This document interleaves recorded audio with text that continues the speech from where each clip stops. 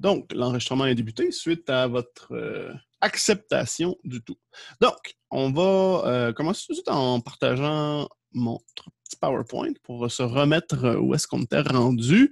Donc, le cours passé, nous avions fait un petit problème avec le calcul d'une solution de pH. C'était là qu'on s'arrêtait, si je ne me trompe pas.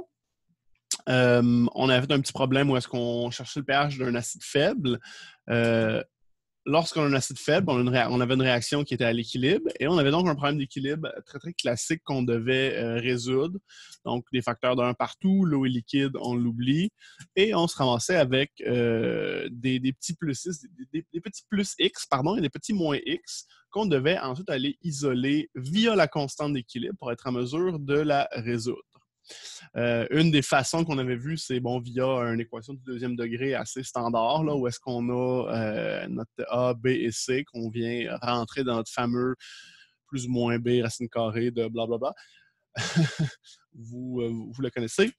Ce qui nous donnait deux valeurs de X, on en éliminait une pour garder la valeur qui était positive et avoir notre concentration en H3+, qui se retrouvait à être la valeur de X ici. On avait une concentration d'H3+, qu'on pouvait ensuite convertir en pH. Okay? Donc ça, c'est le dernier problème qu'on avait laissé le cours passé. Ça résume quand même assez bien ce qu'on a à faire dans la plupart de nos problèmes d'acide et base. On va faire un petit tantôt qui est une petite twist différente où est-ce qu'on va partir de la fin. Là. Mais sinon, le concept général de j'écris mon équation, je remplis mon tableau, puis après ça, je viens regarder avec ma constante d'acidité ou ma constante de basicité, qu'est-ce que j'ai là, qu'est-ce que je peux aller trouver, qu'est-ce que je peux aller isoler, est-ce que je peux trouver mon X ou est-ce que c'est d'autres choses que je trouve? Mais ça fait assez bien la job.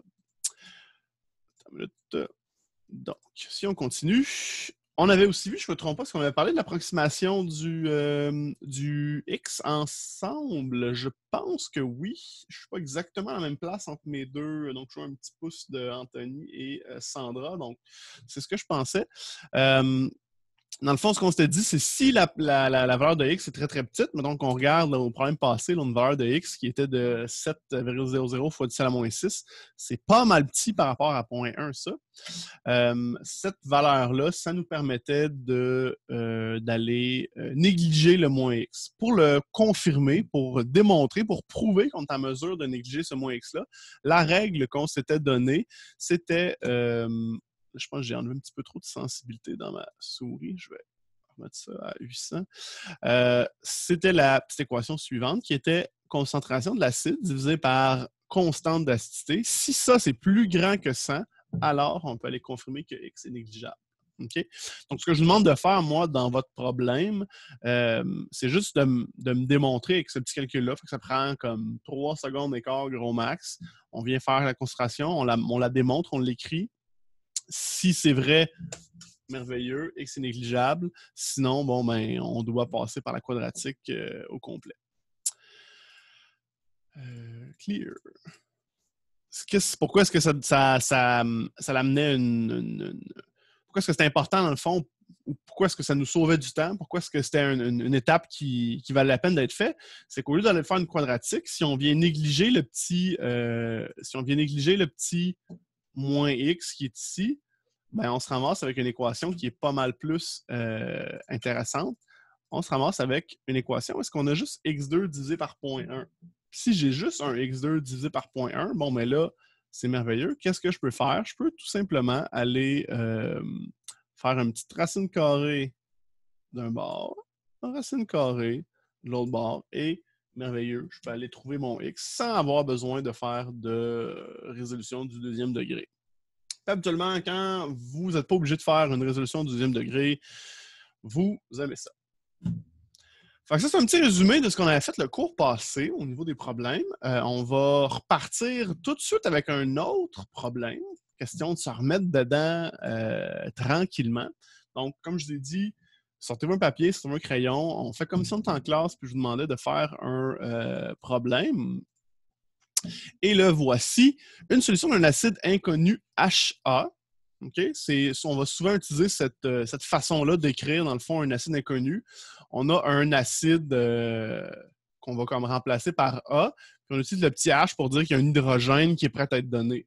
Okay? Dans le fond, ce qu'on se dit comme définition de notre acide, c'est que c'est un composé qui est en mesure d'aller donner un proton, qui est en mesure d'aller donner un hydrogène, un ion H+. Donc, quand on parle d'un acide inconnu, souvent, on va utiliser HA ou AH, là, peu importe, pour signifier qu'on sait que c'est un acide, mais on ne sait pas c'est quoi.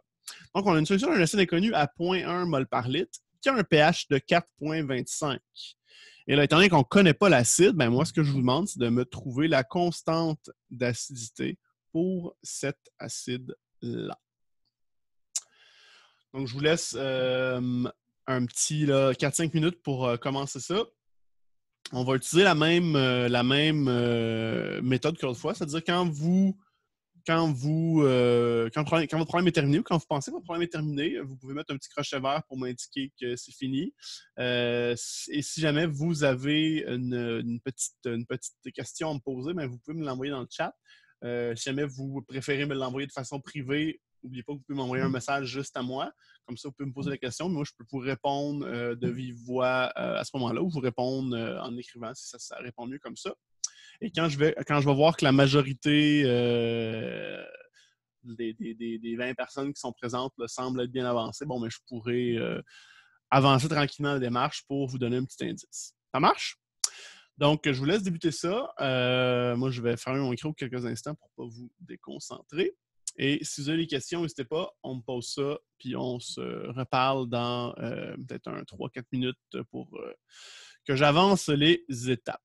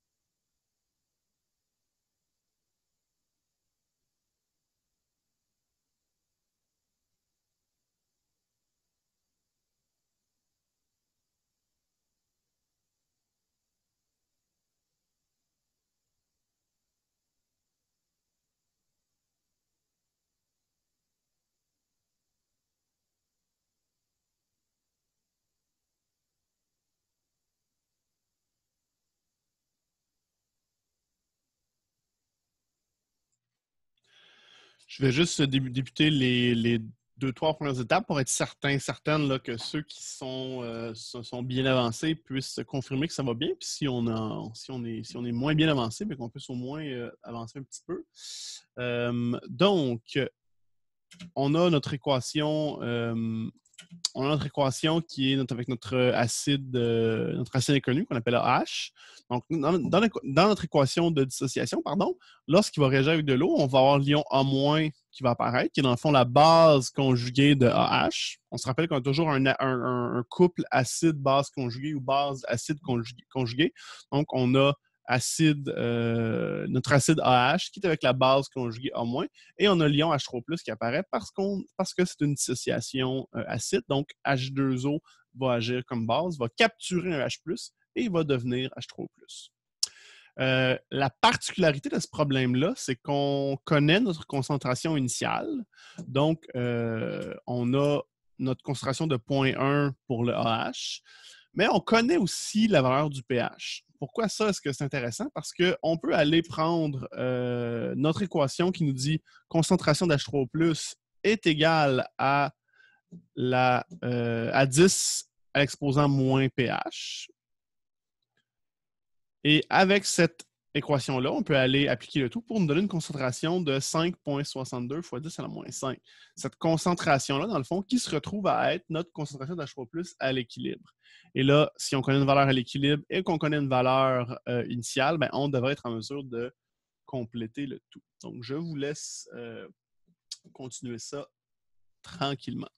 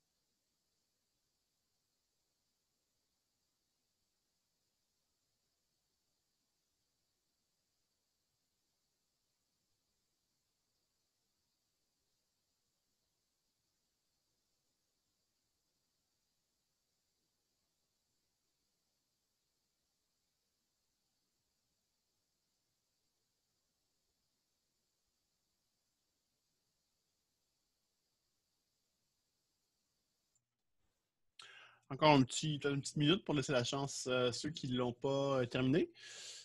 Sinon, ça va bien, si bien passer, tant mieux.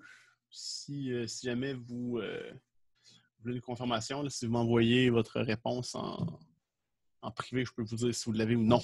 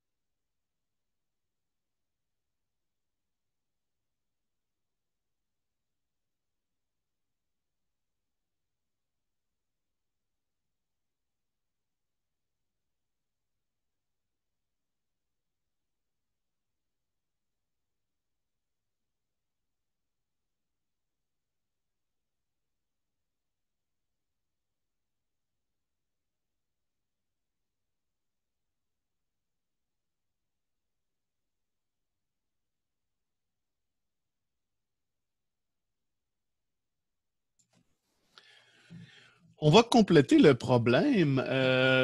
Avant de débuter, j'ai deux petites questions que je pense que ça vaut la peine de répondre à haute voix en plus de par texte. Donc la première question était, est-ce que quand nous avons une réaction avec un acide ou un calcul de pH, c'est automatiquement à l'équilibre? Lorsque c'est une réaction avec un faible, c'est-à-dire avec un acide faible ou avec une base faible, là, on va se retrouver en situation d'équilibre. On va avoir notre petite flèche double. Quand on a une réaction avec un acide fort ou une base forte, là, la réaction n'est pas à l'équilibre. La réaction va être unidirectionnelle parce que les acides forts et les bases fortes se dissocient complètement, se dissocient à 100%, tandis que les solutions avec les faibles, eux, ne se dissocient pas complètement, d'où la présence de l'équilibre. La deuxième question qui était, est-ce qu'il va toujours y avoir de l'eau dans nos réactions? Oui, nos réactions acide-base se passent tout le temps en solution aqueuse. Okay? Dans le fond, dans notre l'angle plutôt qu'on regarde, nous, c'est la définition de Bronsted-Lowry des acides et des bases. Et avec cette définition-là, c'est en situation aqueuse qu'on va regarder là, les variations de pH. Donc, on va continuer le problème. Une fois qu'on a trouvé nos concentrations d'H3O+, puis qu'on connaît en fond ce qui réagit, qui est notre plus 5,62 fois 10 à la moins 5, on est en mesure d'aller compléter le tableau pour avoir un autre plus 5,62 fois 10 à la moins 5, parce qu'on a un rapport de 1 pour 1, donc nos deux valeurs vont être identiques. Si d'un côté, j'ai un petit plus, de l'autre côté, je vais avoir un petit moins. Donc, notre point 1, moins 5,62 fois 10 à la moins 5, bon, c'est presque négligeable. On aurait pu laisser point 1. Vous allez voir que la réponse, ça ne change pratiquement rien. Si on laisse là, le moins 0,52 fois 10 à la moins 5, on arrive à 0,099994 pour remplacer le tout dans notre équation. Donc, constante d'acidité, c'est produit sur réactif. Ça reste une constante d'équilibre comme toutes les constantes d'équilibre qu'on a travaillé ensemble avant le chapitre 3. Donc, 5,62 fois 10 à la moins 5 au carré, divisé par notre concentration de l'acide, qui est devenue 0,09994, pour avoir notre réponse finale de 3,16 fois 10 à la moins 8. Que plusieurs d'entre vous m'avaient écrit là, pour avoir la confirmation, ce qui était merveilleux. Donc, good job si ça s'est bien passé. Si ça s'est moins bien passé, vous irez revoir ce petit problème-là dans la vidéo, dans l'enregistrement que je vous ai en ligne, puis vous essayerez de refaire le problème là, pour trouver qu'est-ce qui s'est moins bien passé. Vous allez voir qu'il y en a beaucoup aussi disponibles dans votre manuel pour celui-là. Avant de continuer, est-ce qu'il y a des dernières petites questions concernant ce problème-là et les étapes que nous avons faites? Je vais vous laisser peut-être une trentaine de secondes là, si vous voulez écrire votre question ou la dire. N'oubliez pas que vous pouvez juste ouvrir votre micro et la parler. Oui, Brian? Que puis-je? Mais je me demandais si ça pourrait arriver un exemple où on a un pH initial et un pH final. Techniquement, oui, dans le sens qu'on pourrait avoir une solution, qui est déjà, par exemple, acide, puis rajouter plus d'acide. Nous, dans le chapitre 4, on va tout le temps travailler avec une solution où est-ce qu'on se dit, dans le fond, bon, ben, on commence avec de l'eau, on commence une solution neutre, si on veut, puis on rajoute notre acide, notre base, puis là, on regarde qu'est-ce qui se passe. Au chapitre 5, il n'y a pas de R dans 5, pardon. Au chapitre 5, on va faire des réactions acido-basiques, on va faire des réactions de titrage. C'est-à-dire qu'on va commencer avec, par exemple, on commence avec un acide qui a un pH de temps, puis on rajoute une base tranquillement, puis on regarde comment le pH varie. Okay? Fait que quand on fait un titrage, quand on fait une réaction de neutralisation, là, oui, on va avoir un pH à différents moments. Mais ça, c'est dans peut-être 2 semaines là, ou une semaine et demie, on devrait commencer à voir ça. Ça va être assez, vous allez voir que ça va être assez évident aussi à comprendre via la question que c'est un titrage ou non. Là. Nos questions sont assez directes là, dans ce chapitre-là. Là. Ce pas des grosses questions. Est-ce qu'il y aura une autre question? Je laisse encore peut-être une petite quinzaine de secondes ou une petite trentaine de secondes si vous voulez m'écrire ça. Ou lever la main aussi. Vous pouvez juste faire ça comme Brian vient de faire.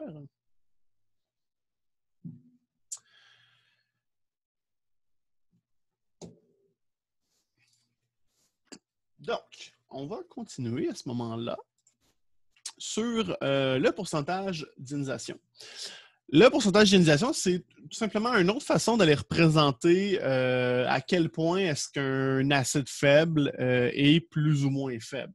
Ce qu'on s'est dit, c'est que les acides faibles ne sont pas tous aussi forts ou aussi faibles. On peut regarder leur constante d'acidité pour être capable d'aller évaluer si un acide est plus faible qu'un autre, mais la constante d'acidité ne tient pas compte de sa concentration, dans le sens que la constante d'acidité, c'est une constante qui vient nous dire c'est quoi le ratio des produits et des réactifs dans cet acide-là. Le pourcentage d'ionisation, lui, va tenir compte de la concentration initiale de l'acide pour aller nous indiquer, bon, mais à quel point, à quel pourcentage est-ce qu'il s'est dissocié, est-ce qu'il s'est divisé dans notre réaction pour fournir des ions H3+. Donc, on a l'équation en bas ici de notre slide. Pourcentage d'ionisation qui est égal à concentration au boys. C'est pas ma ligne dans ma tête, ça partait droit, ça.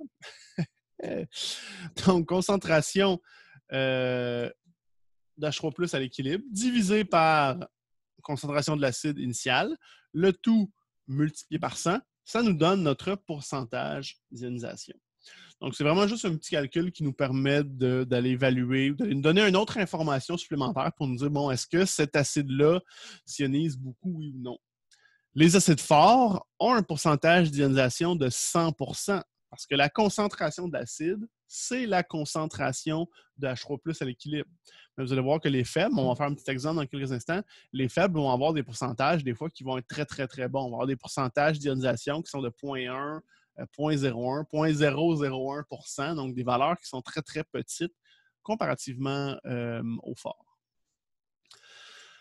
Donc, déjà un autre petit problème pour continuer à se pratiquer à faire des petits calculs de pH. Donc, trouver le pourcentage d'ionisation et le pH d'une solution de HNO2 à 2,5 mol par litre. Donc, je vous rappelle que vous avez à la page 368-369 de votre manuel, vous avez accès aux constantes d'acidité pour les acides faibles. Donc, vous pouvez aller regarder ça. D'ailleurs, petite chose que je vous mentionne, si vous n'avez pas votre manuel avec vous en ce moment parce qu'il a été laissé à l'école ou si, je sais pas, il est passé au feu, vous l'avez jeté ou vous avez renversé un gros bol de jus de tomate dessus et que vous aimeriez avoir un accès en ligne au manuel, j'ai réussi à avoir tout plein de codes d'accès de Pearson, là, qui est l'éditeur du manuel. Donc, si vous voulez un code d'accès pour le manuel en ligne, faites juste m'envoyer un MIO. Vous pouvez faire ça dès maintenant, si vous voulez, ou après le cours. Là, pour me dire, Guillaume, j'aimerais savoir l'accès au manuel en ligne pour être en mesure de faire le numéro puis regarder les constantes d'acidité.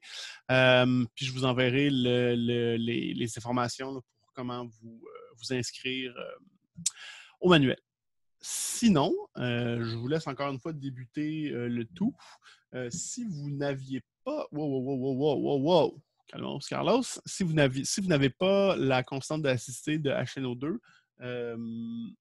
il y a quelqu'un qui a son manuel pas loin. Moi, je l'ai plus loin sur ma slide, là, mais je ne vais pas comme tout vous montrer la démarche. Il y en a qui l'ont dans qui ont leur manuel avec eux, peut-être juste l'écrire. C'est quoi la constante dans le chat pour tout le monde? Question que ceux qui n'ont pas accès au manuel en ce moment puissent faire le problème quand même. Donc, je vous laisse 368, 369. Vous avez les constantes d'assister. Donc, je vous laisse encore une fois débuter le problème. Dans 2-3 minutes, je vais continuer la démarche là, comme on fait ensemble depuis la semaine passée.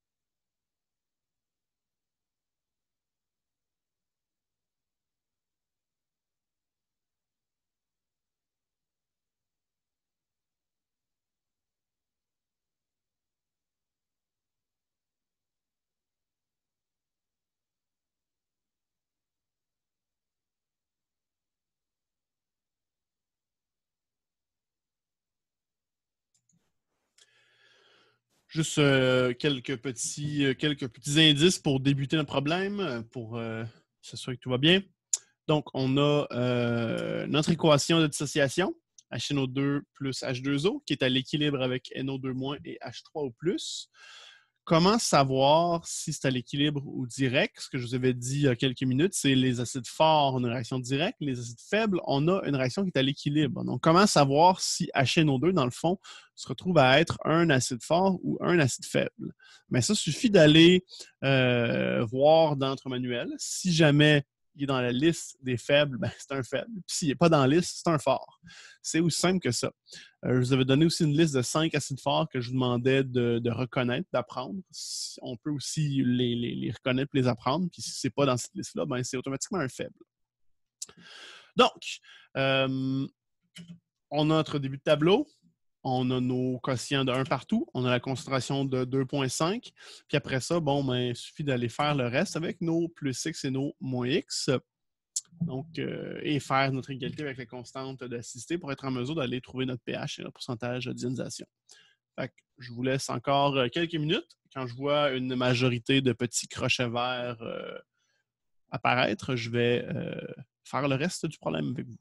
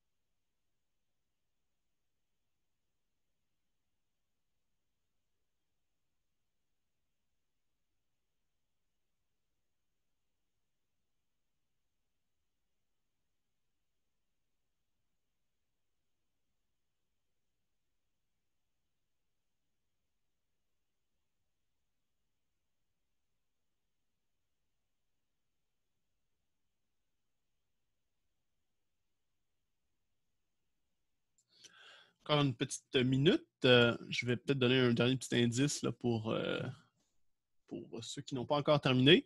Donc, une fois qu'on a notre tableau IRE qui est complété, on est en mesure d'aller faire notre égalité avec la constante d'assister, qui est 4,6 fois 10 à la moins 4, comme Sandra nous l'avait mentionné dans le chat. Donc, on a notre égalité, 4,6 fois 10 à la moins 4 est égal à x2, qui sont nos deux produits, divisé par 0,1 moins x, qui est notre réactif. Mais on avait vu aussi qu'il était possible d'aller voir si on pouvait négliger le moins x. Ça avait la petite confirmation là, du concentration divisée par constante. Qu'est-ce que j'ai fait à droite, juste ici, dans le fond, là, qu'on a notre 2,5 qui est notre concentration. Fait concentration de l'acide, divisé par 4,6, qui est la constante d'acidité. Donc, concentration divisée par constante. Là, ça me donne 5434. C'est bel et bien plus grand que x. On peut donc considérer que le moins x est négligeable. Pourquoi est-ce que ça, c'est pas mal pratique? Parce que ensuite, ça vient nous simplifier pas mal la job pour ça. Là, je vois qu'on a là, 75% pas mal qui ont terminé. Fait que je vais continuer le problème tranquillement. Donc, une fois qu'on néglige le moins x, on peut tout simplement aller faire la racine carrée de chaque côté puis aller isoler notre x. Là, c'est même pas un x carré, c'est juste un x tout court assez direct. Fait qu'on a une valeur de... j'ai comme l'impression que la valeur ici ne fonctionne pas. En tout cas, c'est pas ce que j'ai calculé sur ma calculatrice. Qu'est-ce qui se passe, Guillaume? 4,6 fois 10 à la moins 4. C'est parce que j'avais... Je vois ce que j'ai fait. Parce que là, j'utilise les mêmes templates pour me sauver sur mes animations parce que j'en ai comme pas mal. C'est ça qui arrive là. C'est ça qu'on a 4,6 fois 10 à la moins 4 fois 2,5, tout ça à la racine carrée. On arrive à 3,39. Bon. Ça va aller mieux, ça.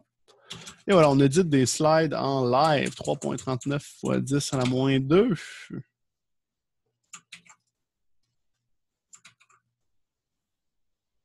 Ce qui nous donne un pH de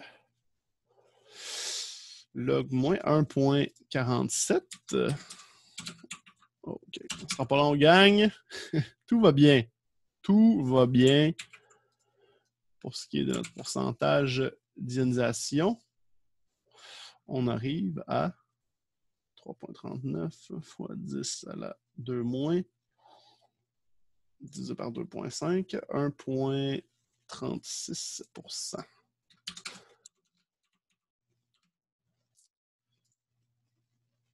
Vous êtes rendu compte d'absolument rien. On va dire que la dernière minute vient pas juste de passer. Et voilà, on revient dans le temps. Donc, 4,6 fois 10 moins 4, x2 sur point moins x. On peut négliger le x parce qu'on arrive à beaucoup plus grand que 100, ce qui nous donne la valeur de x suivante, 3,39 fois 10 à la moins 2. On peut trouver le pH en faisant moins log de cette valeur-là parce que c'est notre concentration d'H3+, ce qui nous donne un pH de 1,47. Et si on vient faire le pourcentage d'ionisation, on fait notre concentration qu'on vient de trouver précédemment, donc 3,39. On divise par la concentration d'acide qui est de 2,5, ce qui nous donne un pourcentage d'ionisation de 1,37-36%. Pardon. On va l'avoir gang.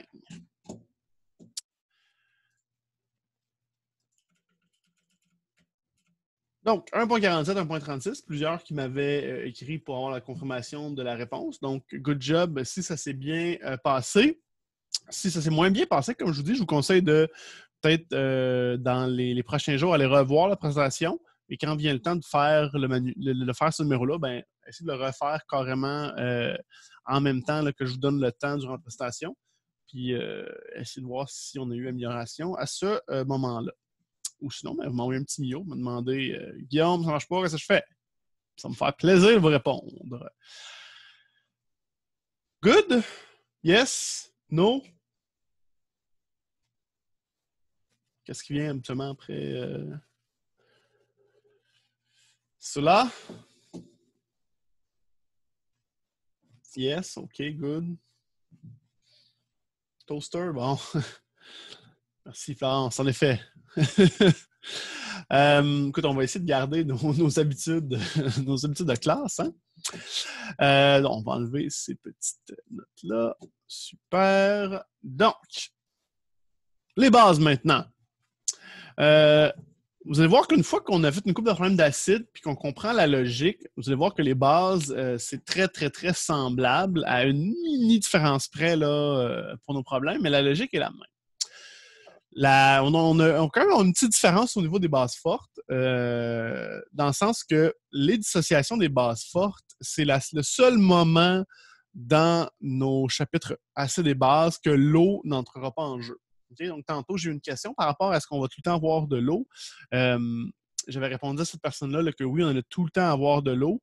Je me reprends, il y a une petite, il y a un petit moment, il y a une seule dissociation où est-ce que on n'aura pas de l'eau qui va être présent, c'est quand on dissocie une base forte.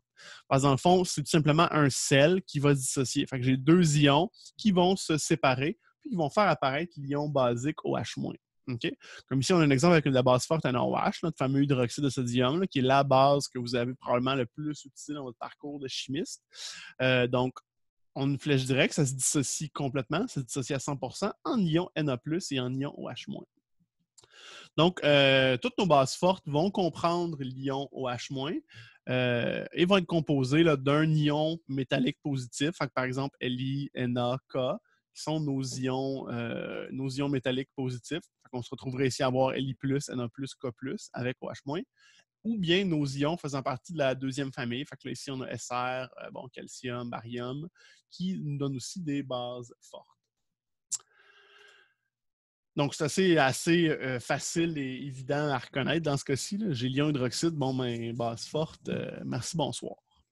Sinon, on peut quand même aller utiliser la même technique avec les acides. On peut aller voir à la page 369 si la base fait partie de la liste des bases faibles. Si ce n'est pas une base faible, ça veut donc dire que c'est une base forte. Pour ce qui est du calcul de pH, c'est assez direct parce que pour le même titre que pour l'acide, on s'était dit la concentration de l'acide, c'est égal à la concentration en H3+.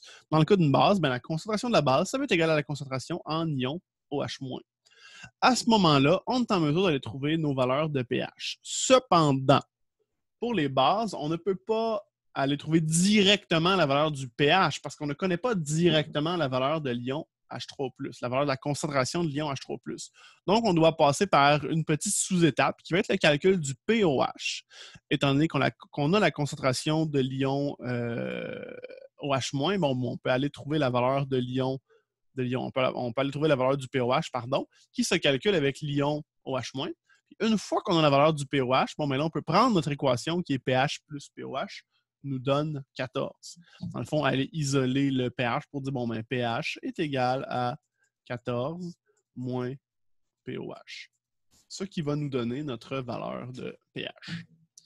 Bon, avec une sensibilité de 400, je suis un petit peu mieux dans mon écriture. On va travailler là-dessus. Fait que si on fait un petit exercice là, sans le faire ensemble, on va le faire, je vais le faire là, tout de suite. C'est assez direct, mettons. Quel est le pH d'une solution aqueuse de LiOH? Il y a une concentration de 0.025. On se retrouve à avoir notre valeur de pOH, donc moins log de concentration d'OH-. C'est une base forte, donc concentration de la base est égale à la concentration de OH-. C'est pour ça qu'on peut faire moins log de 0.025 directement, ce qui nous donne un 0.60. Ça, c'est pas le pH, c'est le pOH, parce qu'on a pris la concentration de OH, de l'ion OH-. Donc, pour trouver le pH, on fait 14 moins pOH, ce qui nous donne une valeur de 12.4. 14 moins 1.60. Donc, pour les bases fortes, c'est aussi pratiquement aussi direct que pour les acides forts. On fait moins log, merci, bonsoir. Sauf qu'on doit faire juste une petite étape de plus pour convertir pOH en pH. Pour les bases faibles, c'est le même concept aussi. On va commencer par trouver pOH avec la même logique qu'on a utilisée pour les acides faibles. Là, faire notre tableau IRE, aller faire l'égalité avec notre constante de basicité, aller isoler notre X, aller trouver notre concentration pour ensuite aller calculer notre pOH et finalement revenir avec notre pH. Vraiment la même logique qu'on applique là, depuis quelques problèmes ensemble. Continuons. Avec les bases faibles, donc au même titre que les acides faibles, les bases faibles ne s'ionisent pas complètement. Donc, on va avoir différents pourcentages d'ionisation qui vont varier dépendant de si on a une base qui est plus ou moins forte. On peut encore aller considérer que c'est des réactions qui sont à l'équilibre, étant donné que justement, les bases faibles ne se dissocient pas complètement, mais on est en mesure de revenir en arrière. Donc, ici, on a un exemple d'une base faible qui est l'ammoniac, NH3, qui réagit avec de l'eau pour donner notre ion NH4+, et l'ion OH-. NH4+, je ne sais pas si on se rappelle de nos ions polyatomiques de notre première session, c'est l'ion ammonium.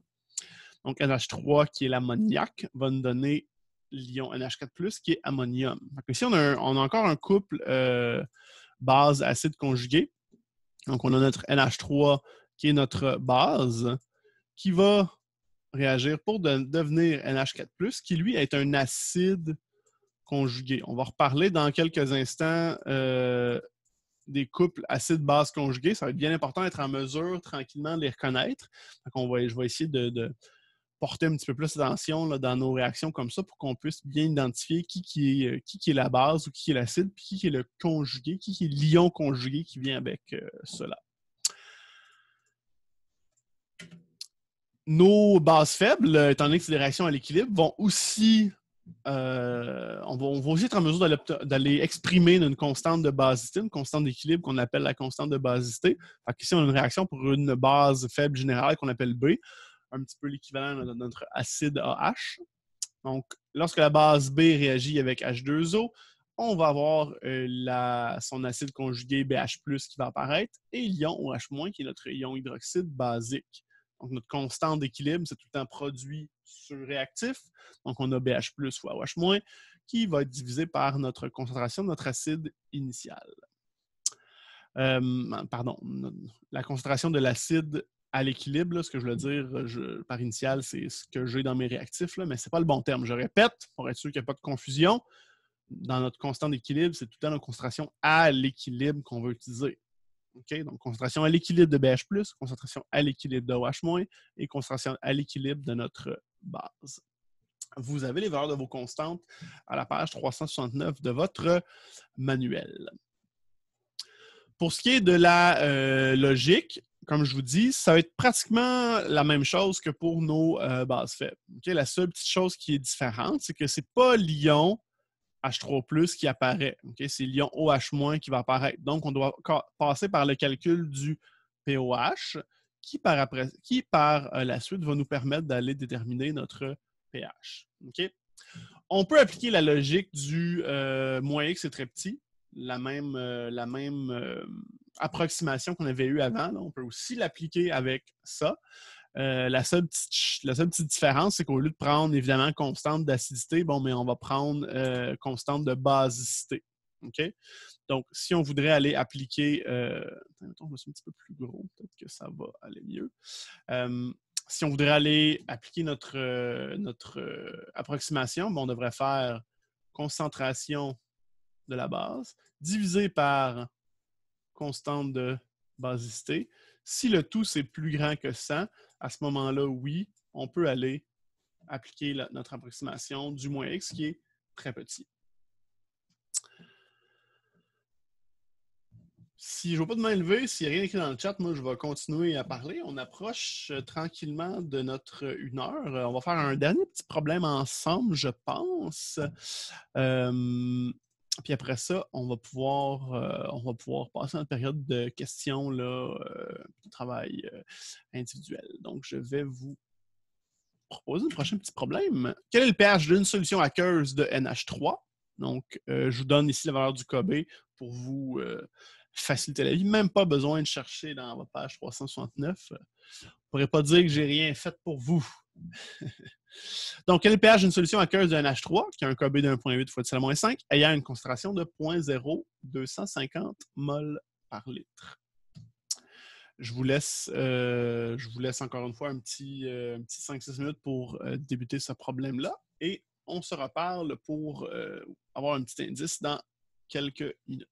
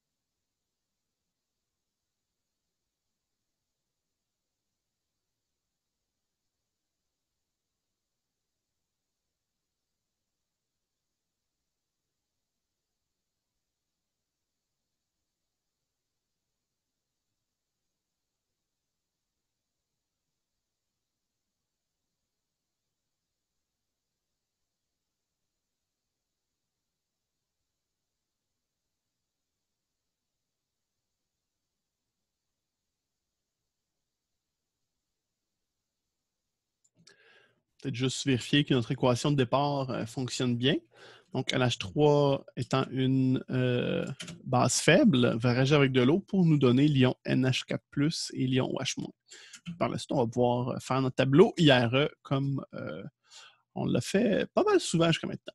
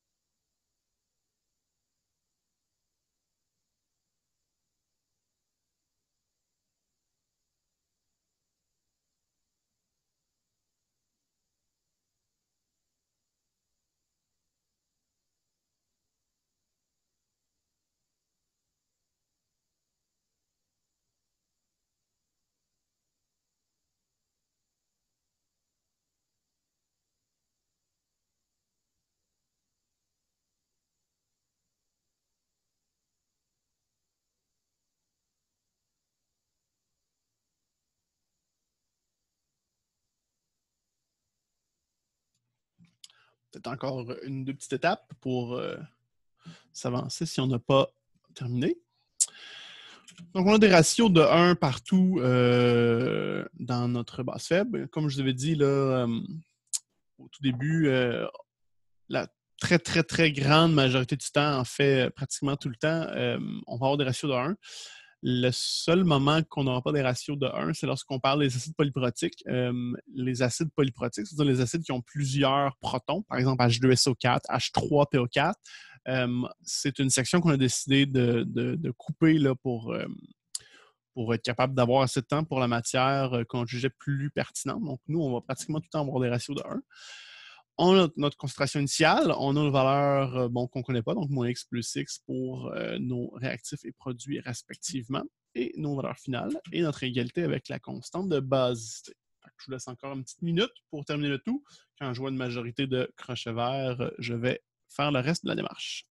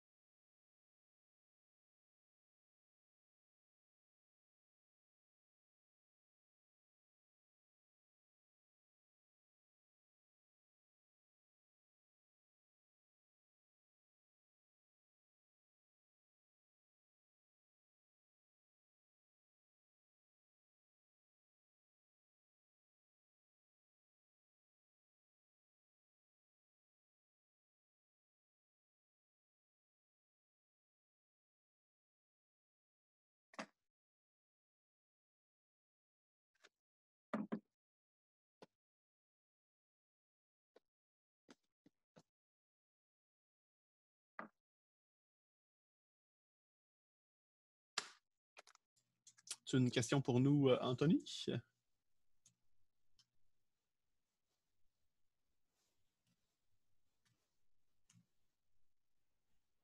Donc, je vois que la majorité semble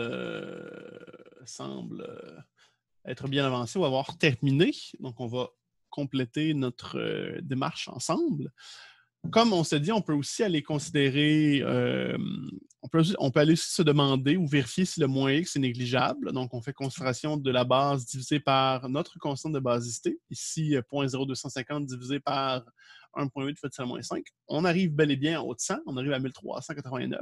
Donc, notre moins x est négligeable, ce qui vient nous simplifier pas mal la vie pour notre équation, parce qu'on enlève notre moins x, donc plus d'équation de deuxième degré.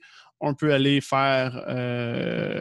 isoler le tout pour arriver à 6.71 fois 10 à la moins 4, ce qui nous donne un POH de 3.17. Donc la valeur de x ici qu'on trouve, il ne faut pas oublier là, que ça se retrouve à être dans le fond la concentration de l'ion OH-. Donc c'est le POH qu'on doit aller mesurer en premier.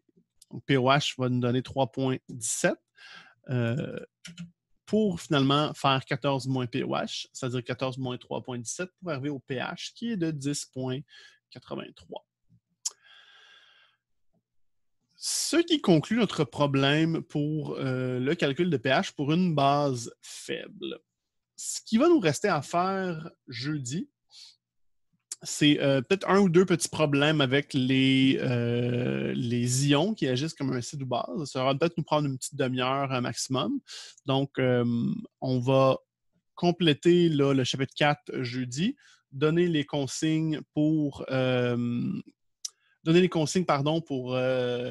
rédaction du rapport sur la vitamine C. D'ici là, votre devoir, c'est un gros devoir, c'est d'aller voir la vidéo que je vais mettre en ligne sur le petit labo de vitamine C dans le fond qu'on a fait, qui vous montre dans le fond les 3 manipulations qui ont été faites. C'est Daniel, votre technicien préféré, qui a fait les manipulations pendant qu'il y avait soit qu'on commentait ou soit qu'on faisait des petits intermèdes pour vous montrer les résultats. Donc, vous pourrez aller voir ce petit vidéo-là. Comme ça, quand je vais parler des consignes jeudi, là, vous allez savoir qu'est-ce que je veux dire par les différentes étapes du protocole sur la vitamine C. Pour la suite d'aujourd'hui, ce que je vais faire, je vais juste enlever ça. Oh, une minute. Pour la suite d'aujourd'hui, ce que je vais faire, c'est que je vais nous séparer en différentes salles de une personne. Donc, vous êtes vraiment, tout le monde va avoir sa salle carrément. Si vous avez une question, une fois que vous êtes rendu dans votre salle, vous pouvez, si vous êtes sur ordinateur, vous pouvez juste en bas là, faire demander de l'aide. Ou si vous êtes en anglais, peser sur Ask for Help. Moi, ça va me faire une petite notification, un petit pop-up qui va me dire, bon, j'ai X telle personne qui aimerait savoir de l'aide. Puis là, moi, je vais me joindre à votre salle. Vous allez pouvoir me poser votre question. Puis, ça vous permet de travailler. Encore une fois, moi, c'est du temps que je rends disponible pour vous. Si vous désirez mettre du temps ailleurs ou tout simplement quitter, vous n'êtes pas obligé de rester. Je vais arrêter le recording dès maintenant.